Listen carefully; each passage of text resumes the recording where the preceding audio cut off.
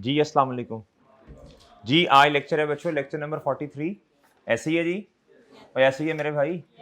अच्छा बच्चों इधर देखो, कल ना हम लोग डिस्कशन कर रहे थे, मैंने आपसे अर्ज की थी, मैंने कहा था इस चैप्टर में ना दो तरह के एक्सपेंसेस हैं। कितनी तरह के? कोई बताए शाबाश। बैड डेट और बच्चों ऐसे ही है जी। अच्छा जी, बैड डेट तो एक्सपेंस है ना, उसमें तो सादा बात है, उसमें तो इतना परेशान होने की जरूरत ही नहीं है, वो तो सादा सादा से ऐसे ही है ना। अच्छा जी, इधर देखें, अगर मैं आपसे कहूं इस चैप्टर में एक्सपेंस कितनी तरह के हैं, इधर देखो बच्चों, एक्सपेंसेस हैं दो तरह के। कितनी किस्म के बच्चों? बताएं शाबाश। बैड डेट एक्सपेंस और बच्चों, और इधर बच्चों क्या है बोलो? ये दोनों अलहदा अलहदा हैं, ऐसे ही है। वो ऐसे ही है भाई, डन जी। वो ऐसे ही है भाई। फॉर एग्जाम्पल कंफर्म जन्नती है कितने के बच्चों? ₹20 के। कितने के? और ऐसे ही है ना। अच्छा इधर अब दो चीजें हैं, क्या है बच्चों? ए और बी कर लेते हैं इसे। या तो इंक्रीज इन प्रोविजन है या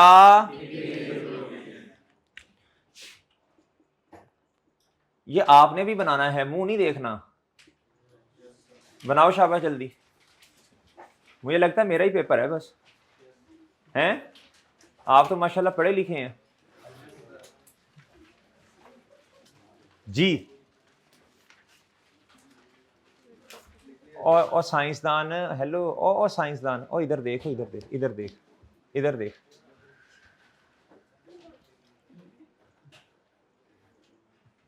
जी बच्चों इधर देखो,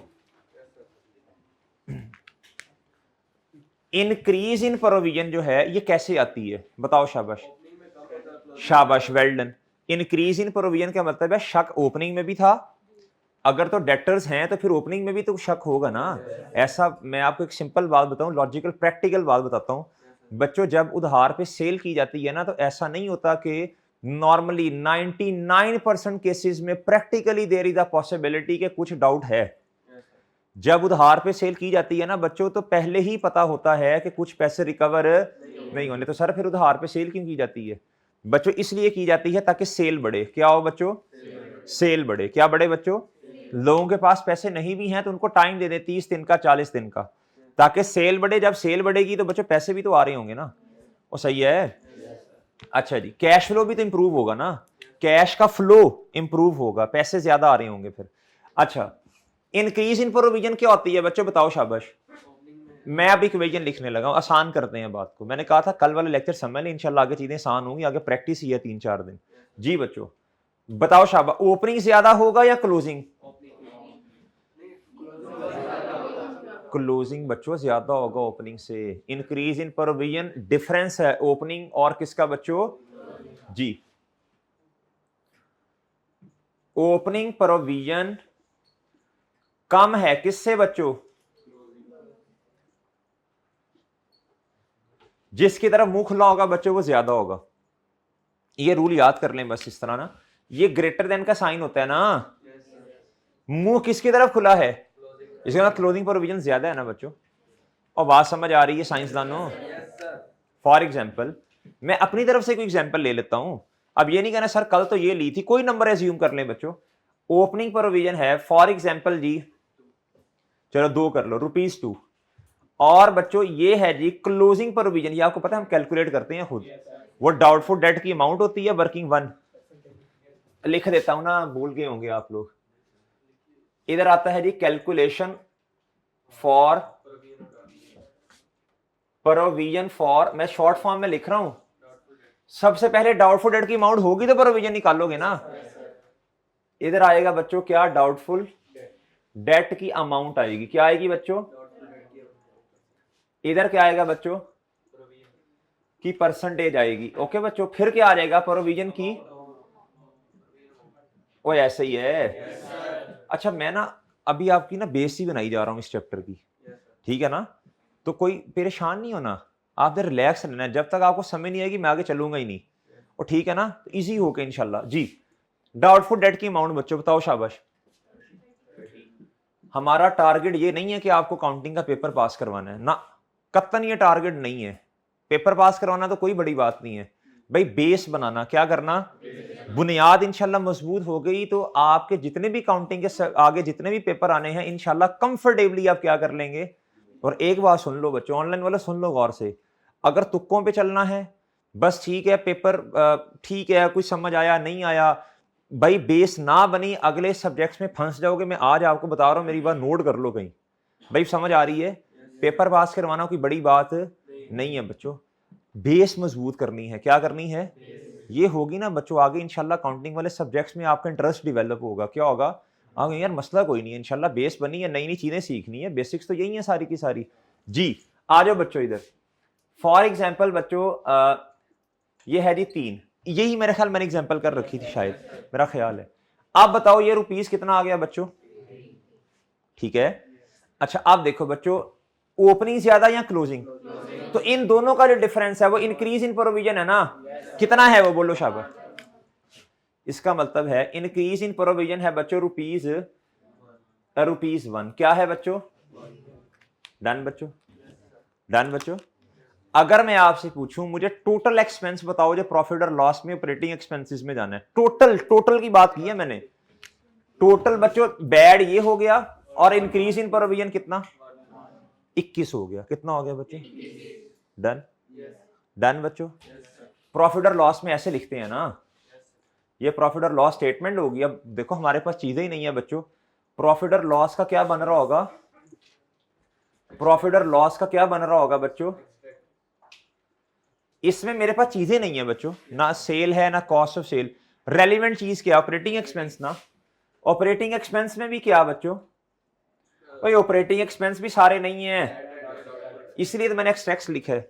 बैड एंड डाउटफुल डेट को ना इकट्ठा कर दो, इन दोनों को, बैड एंड बच्चों बोलो, बताओ जी कितना है शाबाश। इधर देखो बच्चों, ₹20 प्लस बोलो शाबाश, कितना आ गया बच्चों, आप लोग एग्री है मेरी बात से, सहमत हैं, कोई मसला जी, कोई मसला बच्चों। अच्छा अगली बात सुने अब शाबाश, हाँ एसओएफपी के एक्सट्रैक्ट्स बनवाओ जी।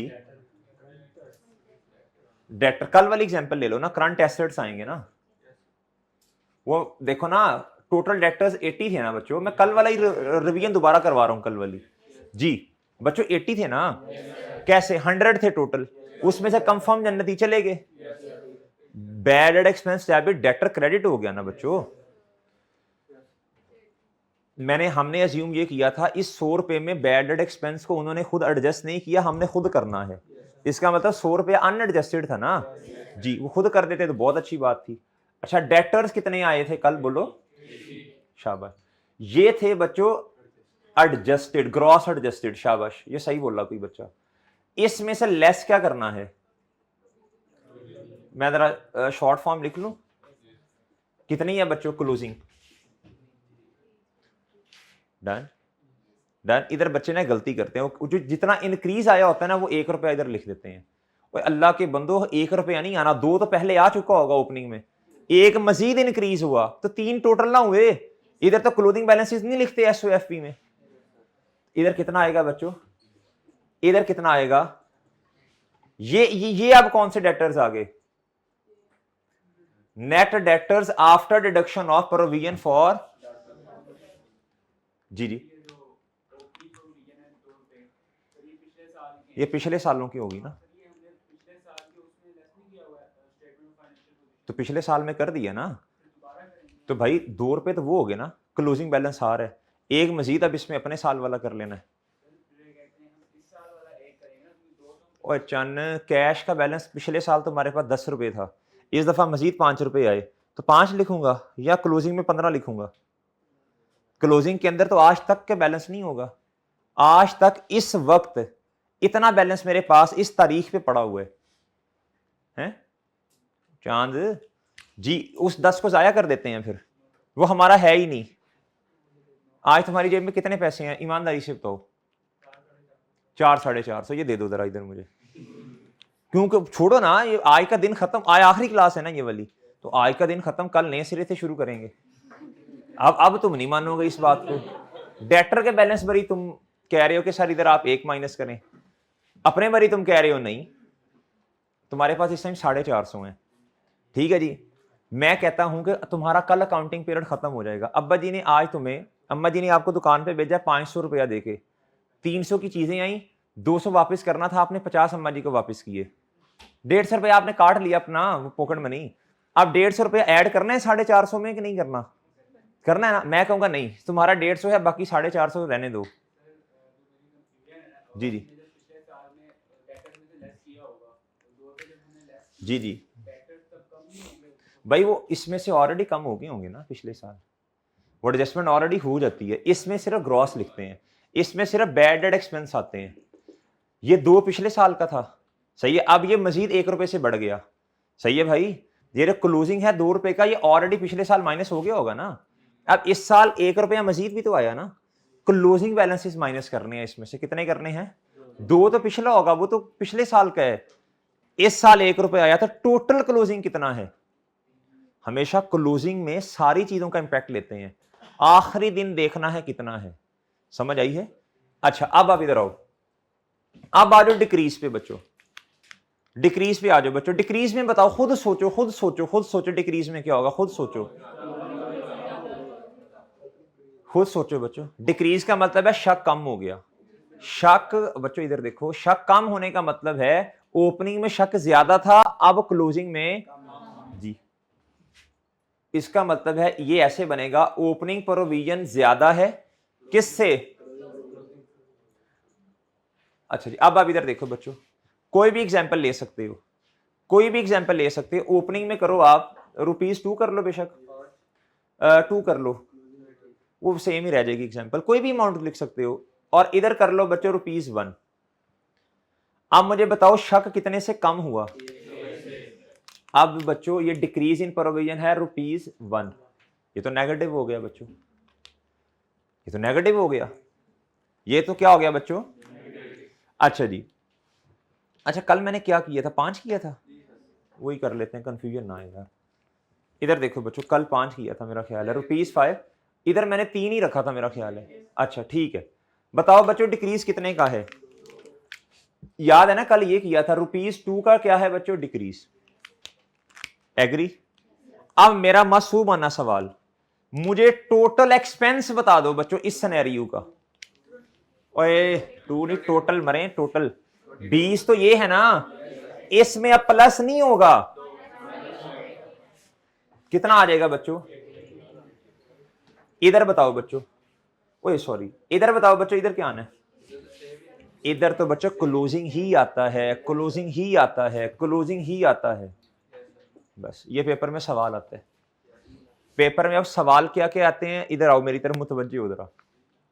पेपर में अब सवाल कैसे आते हैं? लॉजिकल क्वेश्चन ज्यादा आते हैं। इधर देखो बच्चों, अब कॉन्सेप्ट्स क्लियर करने हैं। कहता है इंक्रीज इन प्रोविजन का मतलब है ओपनिंग ज्यादा या क्लोजिंग? ये पेपर में सवाल 2 नंबर का आ जाता है। इंक्रीज का मतलब है बच्चों शक बढ़ गया, तो क्लोजिंग ज्यादा ही होगा ना बच्चों, शक बढ़ने का ये मतलब है। फिर पूछता है डिक्रीज इन प्रोविजन का मतलब क्या? ओपनिंग ज्यादा, क्लोजिंग ज्यादा? ये पेपर में सवाल आता है 2 नंबर का। फिर वह पूछता है अगर डिक्रीज इन प्रोविजन है, फॉर एग्जांपल जी ₹2, डिक्रीज का मतलब है नेट, डिक्रीज और इंक्रीज नेट होता है बच्चों, ओपनिंग और क्लोजिंग का जो डिफरेंस है। पेपर में सवाल दे देगा आपको, स्टेटमेंट सीधी सी, कहता है जी ₹20 के बैड डेट एक्सपेंस है और डिक्रीज इन प्रोविजन है ₹2 की। आपने कहना जी हमारा नेट एक्सपेंस कितना हो गया बच्चों? नेट हुआ ना ये। कहता जी इंक्रीज इन प्रोविजन है बच्चों कितने की? ₹1 की, और बैड डेट एक्सपेंस है बच्चों 20 की। आपका टोटल एक्सपेंस कितना हो गया? ओके बच्चों, इधर तक कोई मसला? इधर तक कोई मसला? अब आप इधर आओ बच्चों। अच्छा अब मैं इसको रेस करने लगा हूं, अब मैं इसको रेस कर रहा हूं, ले लें पिक्चर ले लें। मैंने वैसे कहा था कि आप ना इसको वो कर लो, इसको नोट कर लो, ये मैंने कहा था, नोट कर लो यार इसको। असल में ये बेशक ना भी नोट करें ना, ये नोट करने वाली चीज है। ए ए ए ए ए ये नोट करने वाली चीज है। वो ना भी करो खैर है, वो तो कल भी किया था। ये करो ना, ये मैंने जरा दोबारा एक्सप्लेन किया। आप कर लिए बच्चे, शाबाश। एक क्लोजिंग बैलेंस इधर मेरे से पूछ ले, जो पूछते हैं, बातें करिए आपस हैं। तो इधर मालाकुल मौत क्लोजिंग ही लिखा है मैंने 3। हमेशा हमेशा हमेशा हमेशा, always this is the case. ये मैंने बड़ा औखा लफ्ज अंग्रेजी का याद किया है। Always this is the case, हमेशा ऐसा ही होना है बच्चों। चाहे शक बढ़े चाहे शक कम हो, जो SOFP है ना, स्टेटमेंट ऑफ फाइनेंशियल पोजीशन, इसमें कॉन्ट्रा एसेट का क्लोजिंग ही आना है, चाहे शक बढ़ जाए कम हो जाए जो मर्जी हो जाए। नहीं समझ रहे बात? ये अभी MCQs आने हैं, तो आपने फौरन ऐसे ऐसे टिक लगा देना है। कहता है इन स्टेटमेंट ऑफ फाइनेंशियल पोजीशन, एक तो बच्चों ग्रॉस डेटर्स, एडजस्टेड डेटर्स आते हैं, उसमें से प्रोविजन को क्या कर देते हैं, और कहता बैड डेट एक्सपेंस को किधर ले जाते हैं, प्रॉफिट और लॉस में। इंक्रीज या डिक्रीज इन प्रोविजन को कहां ले जाते हैं, प्रॉफिट और लॉस में। बच्चों ये भी सवाल आने हैं इंशाल्लाह, अभी आज ही आ जाने हैं 5 मिनट बाद। ये कर दूं रेस, ये कर दूं रेस। लें जी, ये मैं रेस कर रहा हूं। अच्छा, रेस करते करते ना मुझे एक बात तो बताओ जरा बच्चों, बात ये बतानी है आपने। डाउटफुल डेट है जी टोटल कितने के बच्चों, 30 रुपए के। कितने के बच्चों भाई? क्या ऐसा हो सकता है कि 2-3 तरह के डेटर्स हों बिजनेस के? ऐसा हो सकता है ना?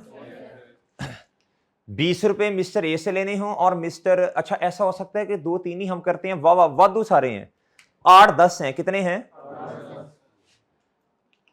मैं कहूं जितने भी बिजनेस के पास डेटर्स हैं, जितने भी बिजनेस के डेटर्स हैं, मुझे सब पे शक 10% है, एक्सेप्ट इस डेटर के।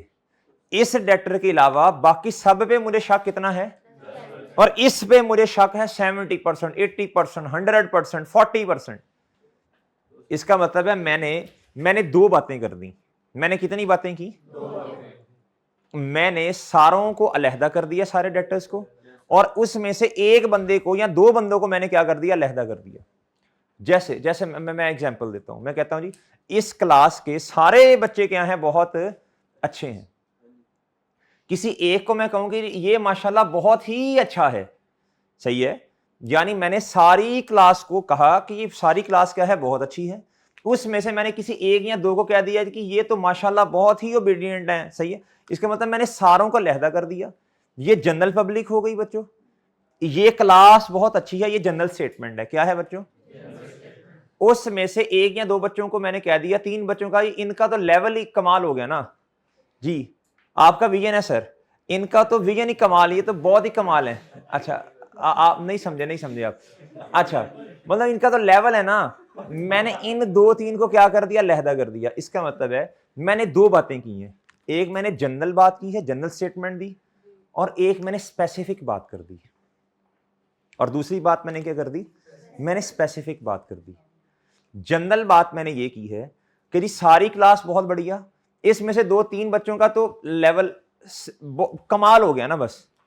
इसका मतलब है एक जनरल है और एक क्या है, स्पेसिफाई कर दिया। मिस्टर अली, मिस्टर उस्मान कर लें जी, सही है सर, और सही है भाई, लें सर। आप इधर आइएगा, ये डाउटफुल डेट की टोटल अमाउंट कितनी है बच्चों, बताओ।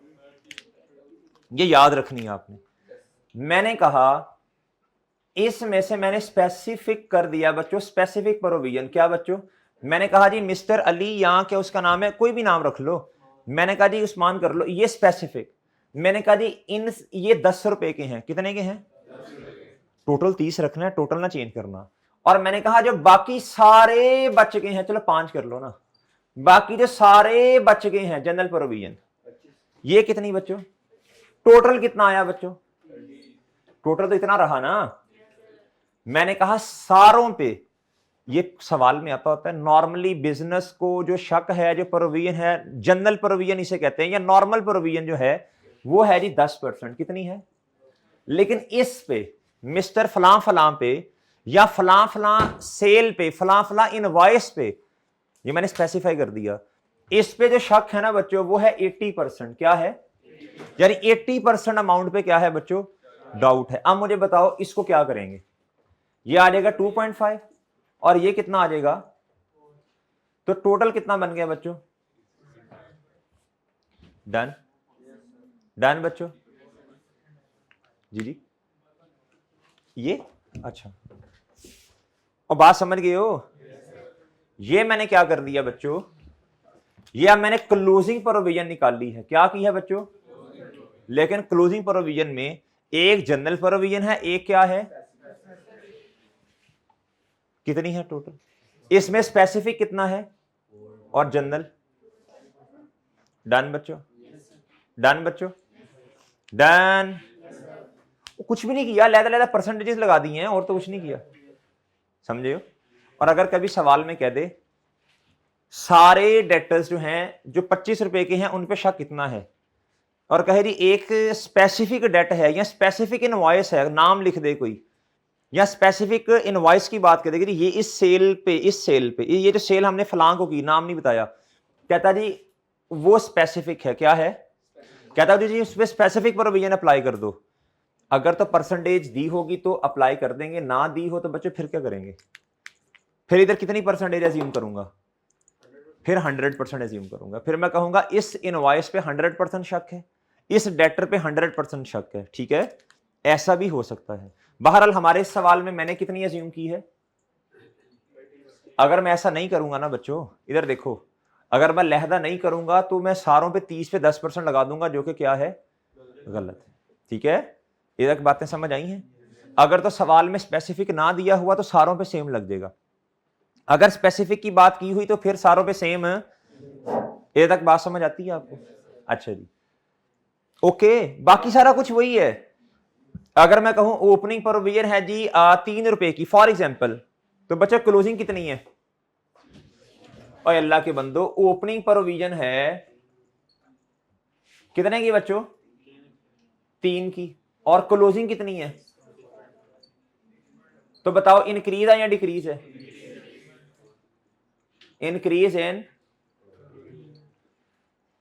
इन प्रोविजन का मतलब क्या है, कहता ओपनिंग में इतना था अब शक बढ़ गया, शक का बढ़ना अच्छी बात है या गम की बात, यानी डाउटफुल डेट एक्सपेंस डेबिट, और शक वाला काउंट यानी प्रोविजन फॉर डाउटफुल डेट, रट्टा लगा लिया इस एंट्री को। ओके बच्चों, ये तक बातें समझ आती हैं। आ जाओ बच्चों किताब पे,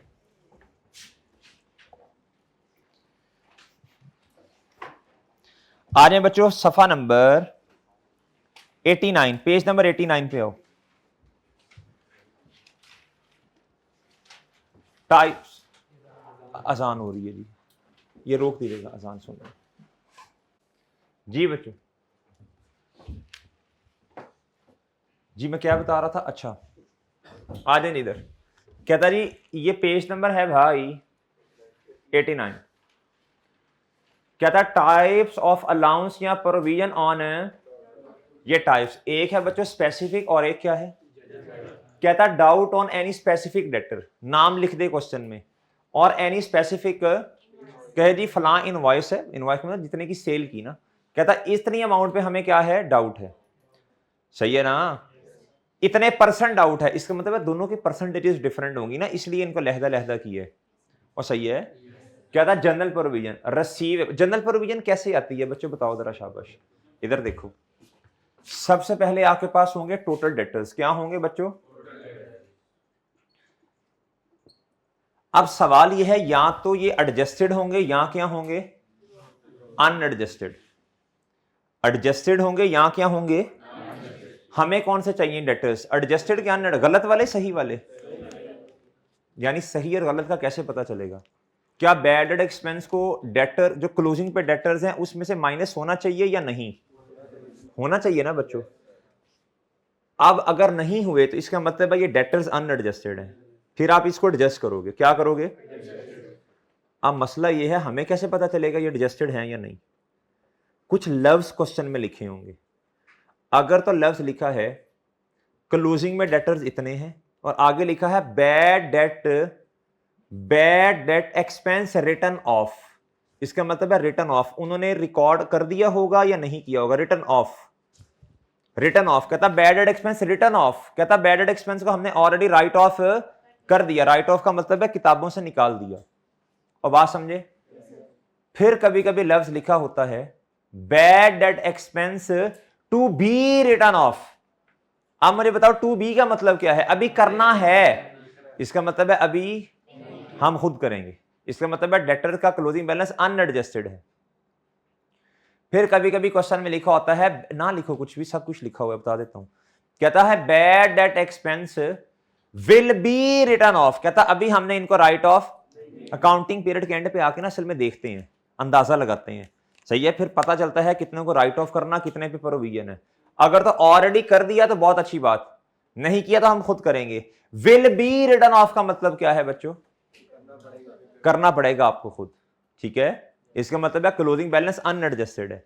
एक और एग्जांपल सुने, कहता it was decided to write off bad debt expense off इतना एंड ऑल्सो रिकॉर्डेड, कहता डिसाइड किया इतने के बैड डेट हैं और साथ हमने रिकॉर्ड भी कर दिया, अब आपको करने की जरूरत। और अगर सिर्फ इतना लिखा, it was decided to write off bad debt, write off का मतलब खत्म करना किताबों से, कहता इट वॉज डिसाइडेड, कहता अभी हमने डिसाइड किया है कि राइट ऑफ करना है और आगे खामोश है, इसका मतलब है डिसीजन ले लिया लेकिन अभी रिकॉर्ड है। बात समझ आती है? आती बच्चों? एग्जाम्पल नहीं बच्चों, आपने तकरीबन कोई 2 महीने हो गए, 1.5-2 महीने हो गए ना क्लासेस स्टार्ट हुए, आपने कहा जी कि मैं आज पढ़ना शुरू करता हूं, आज पढ़ना शुरू, फिर कल लाई, फिर कल लाई, फिर कल, रोजाना आज पढ़ना शुरू करता हूं, आज शुरू करता हूं, आज जैसे किताब सामने आती है नींद आने लग पड़ती है। ऐसे ही है बच्चों, ऐसे ही होता है ना। अच्छा जी, अब आप डिसाइड तो रोजाना कर रहे हैं, डिसाइड करने का मतलब ये नहीं है कि आप पढ़ भी रहे हैं, डिसाइड कर रहे हैं रोजाना लेकिन पढ़ फशरमुन हया उन जी। आगे मैं कुछ कहना चाहता हूं, मुनासिब नहीं है। अच्छा बच्चों, डिसाइड करते हैं रोजाना पढ़ने का लेकिन पढ़, इसका मतलब है पढ़ना एक लहदा बात है और डिसाइड करना, और अगर आपने डिसाइड भी कर लिया और साथ पढ़ना भी शुरू कर दिया तो बढ़िया बात है भाई, बहुत अच्छा, ये तो कमाल हो गया, छा छू गए हैं आप लोग जी। इसका मतलब है डिसाइड करना एक लहदा बात है और रिकॉर्ड करना बच्चों, ये बात समझ आती है आपको? अब मैं पढ़वा देता हूं किधर लिखा है ये सब कुछ, अभी सिर्फ बातें सुननी है, सब कुछ पढ़वा देता हूं। कहता है डेटर्स, टोटल डेटर्स बच्चों ये कौन से होने चाहिए? अगर एडजस्टेड नहीं है तो टोटल डेटर्स जो क्लोजिंग में होंगे उसमें से बैड डेट एक्सपेंस को क्या करोगे? कहता है closing debtors minus bad debt expense if not adjusted, अगर अभी एडजस्ट, इसको जब ये कर लेंगे तो एडजस्टेड बन जाएंगे। हमने क्या निकालना है? हमने जनरल प्रोविजन निकालनी है ना, तो जनरल प्रोविजन में आने के लिए ये टोटल है, इसमें से ये माइनस करना पड़ेगा ना स्पेसिफिक। 30 रुपए आ गए ना, ये कितना आ गया बच्चों?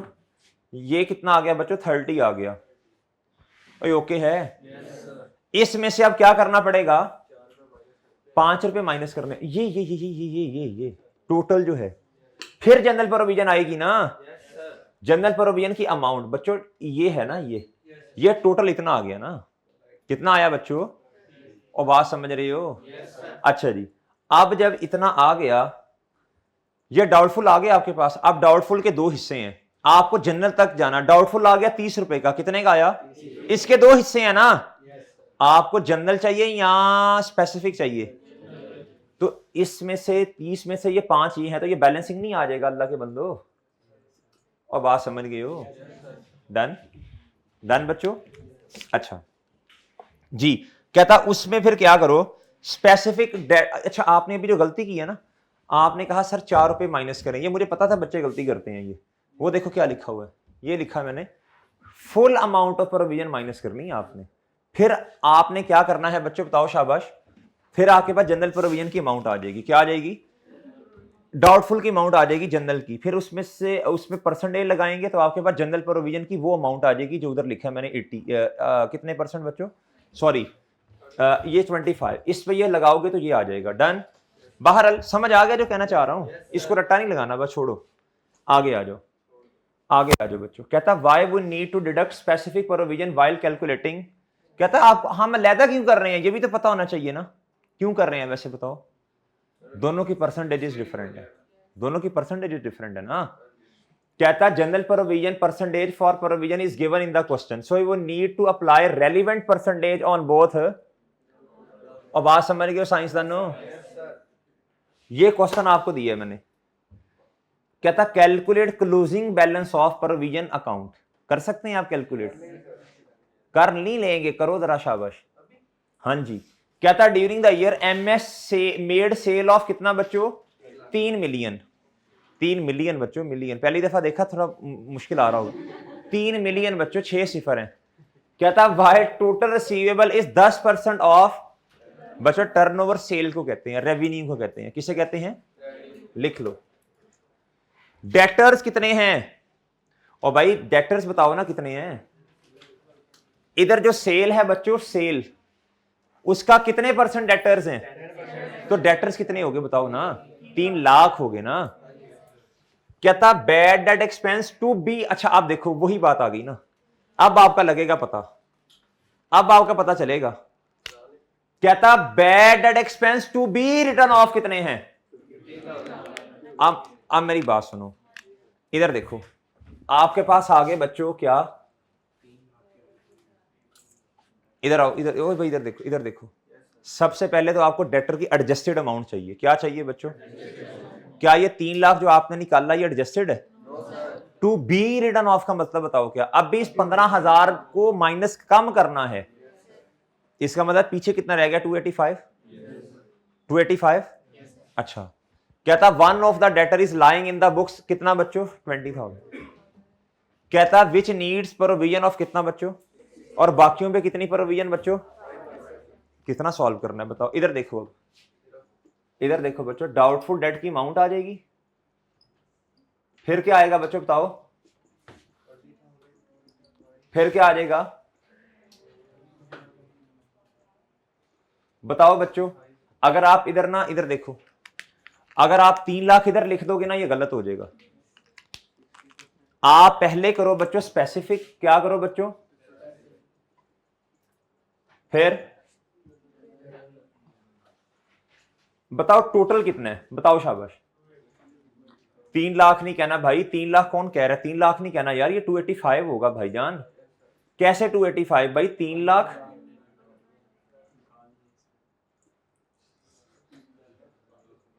जी, माइनस कितना बच्चों? यार ये अब आए हैं ना सही वाले, ये टोटल आ गए बच्चों। इन सारों पे डाउट है ना, उसने नहीं बताया गुड कितने हैं। जब सवाल में गुड का नहीं बताया, इसका मतलब है गुड है ही नहीं। सारों पे डाउट है, और सही है।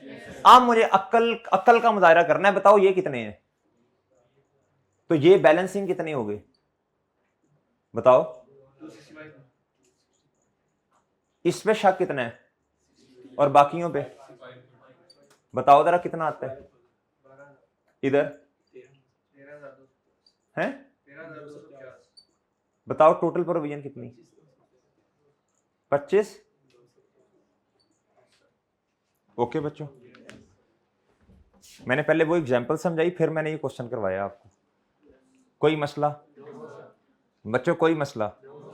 देख लो, कोई इशू? ये एग्जांपल घर जाके दोबारा करोगे? करोगे ना जी? इधर आ जाओ बच्चों। What does bad debt not adjusted mean? कहता बैड डेट को भी एडजस्ट नहीं किया, इसका मतलब समझा दें क्या? ये अभी जो मैंने उर्दू में बात बताई एज इट इज अंग्रेजी में लिखी है, ठीक है जी। कहता यानी अभी बैड डेट एक्सपेंस की entry if in a question, अभी जो बताया गौर से उसको अप्लाई करो। कहता if in a question it is written debt bad debt. ये पहली बात क्या है? Bad debt is to be. ये पहली बात। अगर ये जो सवालों के अंदर लफ्ज आते हैं ना, वो इधर हाईलाइट कर दिए मैंने। पहली बात, अगर लिखा है bad debt to be written off. दूसरी बात, बैड डेट नॉट रिकॉर्डेड। तीसरी बात, ये दूसरी है ना, दूसरी। तीसरी बात, और इट वॉज डिसाइडेड। तीसरी बात, अगर ये 3 लफ्जों में से कोई भी लफ्ज सवाल के अंदर आ गया, इसका मतलब है बैड डेट को अभी उन्होंने कम, यानी एक्सपेंस को डेबिट और डेटर को क्रेडिट। सो इसके आगे वर्ड रिकॉर्डेड नहीं लिखा तो इट मींस के अभी डिसाइड किया है। ये इसके लिए, तीसरे के लिए डिसाइड किया है राइट ऑफ करने का, but record. So it mean closing balance of debtor not include, so we need to deduct it from the debtor closing. अभी देख लें बच्चों, ये 3 लाख के थे, 3 मिलियन पे जब 10% लगाया तो 3 लाख आया, लेकिन सवाल के अंदर लफ्ज क्या लिखा था? टू बी रिटर्न ऑफ ना, टू बी रिटर्न ऑफ ना। इसका मतलब है इस 15,000 को हम एडजस्ट करेंगे पहले। डन बच्चों, लफ्ज याद हो गए आपको? अच्छा जी, ये वाला पढ़ा होगे घर से प्रोविजन। कहता keep in mind debtor are recorded in SOFP at net of allowance for. Net of allowance का मतलब क्या होता है? अभी एक्सट्रैक्ट्स बनाए थे एसओएफपी के, ग्रॉस एडजस्टेड डेटर में से ग्रॉस एडजस्टेड डेटर कैसे आते हैं? सही वाले डेटर्स बैड एक्सपेंस माइनस करने होते हैं उसमें। लेस बच्चों, इसे कहते हैं नेट ऑफ। कहता एडजस्टेड क्लोजिंग डेटर, कहता if not adjusted then adjustment regarding bad debt written off expenses. कहता इसमें से लेस क्या कर दो? कहता closing provision normally calculate by perform, ये आपके पास क्लोजिंग आ जाएंगे नेट डेटर्स। डन बच्चों, ये पढ़ लोगे? ये पढ़ लोगे? ये आपने पढ़ के आनी है। अच्छा, आप बच्चों ऊपर आओ, अब आप इधर आ जाओ। एमसीक्यूज कौन कौन से आपने सॉल्व करने हैं घर से, ये आप कल मैं डिस्कस करूंगा। क्वेश्चन नंबर 1, क्वेश्चन नंबर 5 80% कर लेंगे इंशाल्लाह, 70-80। Question number 6, 7, 8, question number 10, 11, question number 14, question number 17, question number 20, 25। ये थोड़ा चैलेंजिंग होगा, नहीं चैलेंजिंग नहीं होगा। परसेंटेज निकालनी है जनरल प्रोविजन की, आपको पता है कैसे निकालते हैं? वो a multiply by b equal to वो 25। क्वेश्चन नंबर 28, क्वेश्चन नंबर 32, 34, 35, 37, ये थोड़ा चैलेंजिंग होगा। 39, 39, 41, 42, 45 जी, 45, 42, 45 जी, ठीक है जी बच्चे, जी जी 32 जी 32 करना है जी बच्चे। देखो आप एक दफा घर से ना इनको पढ़ के आ जाएंगे इनको, फिर इंशाल्लाह कॉन्सेप्ट पक्का हो जाएगा। कल मैं डिस्कस कर दूंगा आपके। अल्लाह हाफिज बच्चों।